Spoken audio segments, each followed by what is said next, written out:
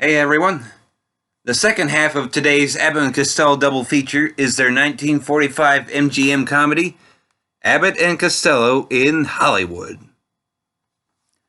Now Buzz Curtis, Bud Abbott, and his buddy Abercrombie, Lou Costello, are working in a barbershop for some of the big Hollywood stars. Now while giving a shave and shoe shine to Hollywood agent Norman Rice, Warner Anderson, they observe how easily he seems to make money and decide to become agents themselves.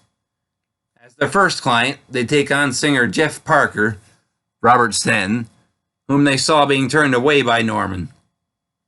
They also have the help and support of their former co-worker turned starlet, Claire Warren, Frances Rafferty, who takes a liking to Jeff. However, they have trouble with Norman's star, Gregory LeMays, Carlton G. Young, who'd turned down the role for a movie, but at the same time doesn't want to lose out to a rising newcomer, especially since he is designed on Claire himself. Now, Buzz and Abercrombie are able to get Jeff the role in the movie, directed by Dennis Cavanaugh, Donald McBride, but when Gregory decides to go after the role, Jeff is fired.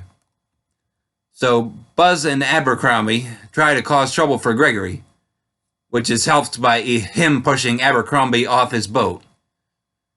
Abercrombie is alright, but Buzz forces him to hide and claims that he is murdered, which results in Gregory going on the run. However, a disguised Abercrombie accidentally reveals himself to a disguised Gregory, resulting in a chase through a carnival where the movie is being filmed. Now, this is one of a handful of Abbott and Costello films with slightly different titles depending upon the source. Some listed as Bud Abbott and Lou Costello in Hollywood, while others shorten it to Abbott and Costello in Hollywood. Personally, I'll stick with the latter option as it's shorter and it's what I'm more familiar with and seems to fit in with some of the other Abbott and Costello films. Now, this is the third and final movie that the pair ended up making for MGM. While one would think their popularity would have warranted higher production values, MGM still kept things simple, doing a lot of filming on their backlot. Well, except for the big musical number that ends the movie. But the movie ended up not being that popular, and MGM took the opportunity to terminate their contract with the pair.